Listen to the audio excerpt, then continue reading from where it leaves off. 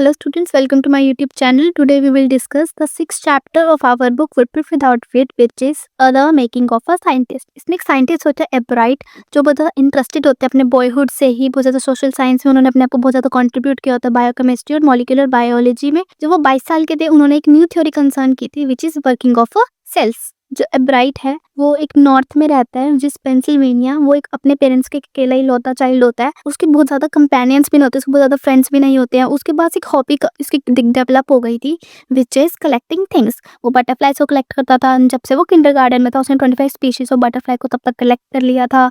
वो fossil fuels, rocks, coins, इन सब चीज़ों को भी कलेक्ट करता था। जो एब्राइट की मदर थी, उनकी सक्सेस में उन्होंने भी बहुत ज़्यादा एक इंपॉर्टेंट रोल प्ले करा है।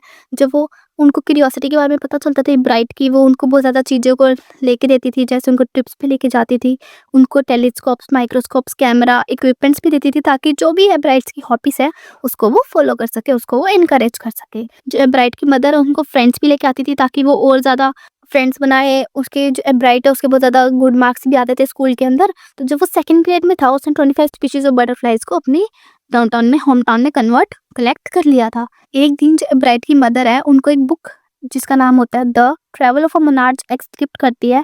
उसके अंदर होता है कि कैसे जो मोनार्च बटरफ्लाई है ट्रैवल करती है टू सेंट्रल अमेरिका। जो ऑथर होता है वो बताता है कि उसके अंदर उन्होंने उसको सभी डिटेल्स को ये बोला होता है कि आप लोगों को उन सब बटरफ्लाइज को टैग करना है और हमें ये देखना है कि कैसे वो ट्रैवल करती है।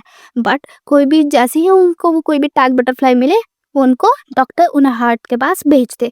जो ब्राइट है तो वो डिसाइड करता है कि वो बहुत सारे फॉक ऑफ बटरफ्लाइज को कैच करेगा एक फीमेल मोनार्च के साथ, और उनके एग्स को ले करके उनको रेस करेगा अपने बेसमेंट में, ताकि वो देख सके कैसे eggs to caterpillar, caterpillar to pupa and pupa to adult butterfly develop होती है।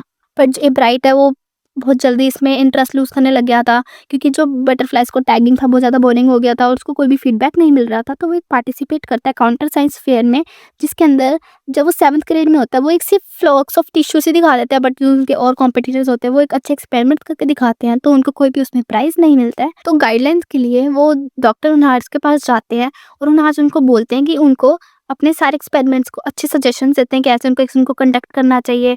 वो बहुत ज़्यादा बिजी हो जाता है और उन्होंने उस टाइम पे बहुत ज़्यादा प्राइजेस को भी विन किया होता है, काउंटी फेयर में भी और इंटरनेशनल साइंस फेयर में भी। जब वो क्लास 8 में हो जाता है वो काउंटी फेयर को जीत जाते हैं। जब वो सेकेंड ईयर अपने हाई स्कूल के होते हैं वो ज़्यादा रिसर्चेस करते हैं, और तो रिसर्च करते टाइम उन्होंने एक एक्सीडेंटली एक इंसेक्ट हार्मोन को भी डिस्कवर कर लिया होता है, कि कैसे जो बीटल होती है उसके ऊपर जो ब्लैक कलर के मार्क्स होते हैं। तो लोग तो बोलते थे कि वो मार्क्स उनकी सिर्फ उनकी ब्यूटी के लिए होते हैं, बट जो उसके रूममेट था और वो जो ब्राइट थे वो उससे सेटिस्फाई नहीं होते हैं। तो वो डिस्कवर करते हैं कि एक हार्मोन होता है जिससे वो उसकी फुल प्रोडक्शन, उस बीटल की फुल प्रोडक्शन के लिए इंपॉर्टेंट होते हैं। जब वो कल्चर के लिए एक एक्सरे देख रहे होते हैं केमिकल स्ट्रक्चर ऑफ सेल्स का, तो ब्राइट नोटिस करते हैं और वो डिस्कवर कर लेते हैं सेल लाइफ को। तो उनका आंसर जो होता है पजल का, how the cell can read the blueprint of DNA, जो रूममेट होता है ब्राइट के, वो उनको ये आंसर मिल जाता है और उसके लिए उनको बहुत ज़्यादा प्राइजेस भी मिलते हैं। वो बहुत ज़्यादा कॉम्पिटिशन्स को भी जीतते हैं। जो ब्राइट होते हैं उनकी जो सोशल टीचर होती है उनको हमेशा बहुत ज़्यादा प्रेज़ करती है, क्योंकि जो ब्राइट होते हैं उनको बहुत ज़्यादा हर एक चीज़ में बहुत ज़्यादा इंटरेस्ट होता है, बहुत ज़्यादा कम्पेटिटिव होते हैं, but in the bad sense में नहीं होते। कम्पेटिटिव मतलब अपने आप को हमेशा इन्वॉल्व कर लेते रहते हैं हर चीज़ों में, दूसरों को नहीं कुछ कहते, बट खुद से अपने आप की चीज़ों को बहुत ज़्यादा अच्छा करते रहते हैं। इन दी एंड बताया जाता है कि कैसे एक साइंटिस्ट के अंदर एक फॉलोइंग ट्रेट्स होनी चाहिए, कि वो स्मार्ट होने चाहिए, फर्स्ट रेट माइंड होना चाहिए, क्यूरियोसिटी होनी चाहिए हर एक चीज़ के लिए, और जितने की अच्छा होनी चाहिए फॉर द गुड रीजन। और एब्राइट के अंदर ये सारी क्वालिटीज थी। So this is all about this chapter. Keep learning. Thank you for watching.